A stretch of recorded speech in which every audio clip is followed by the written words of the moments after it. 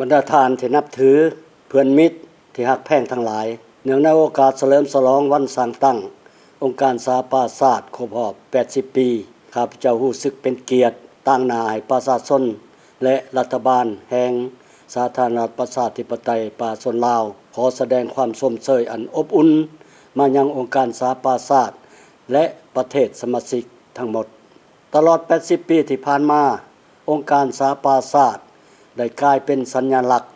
แห่งความหวังของมวลมนุษย์ได้มีความพยายามอย่างต่อเนื่องเพื่อประกอบส่วนเขาในการปกปักรักษาสันติภาพความมั่นคงสากลและส่งเสริมการพัฒนาแบบยืนยงอยู่ในโลกข้าพเจ้าตีราคาสูงต่อการสนับสนุนอันล้ำค่าขององค์การสหประชาชาติให้แก่สาธารณรัฐประชาธิปไตยประชาชนลาวในการพัฒนาเศรษฐกิจสังคมการลดผ่อนความทุกข์ยาก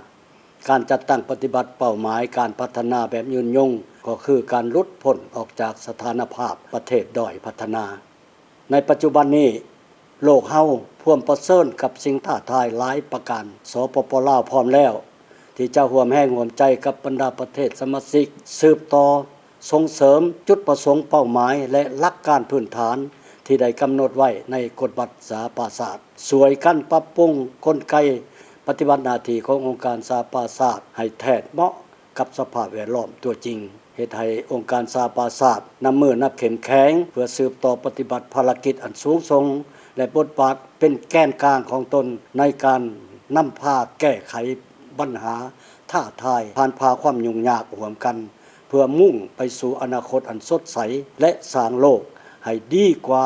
สำหรับหมดทุกคนขอขอบใจ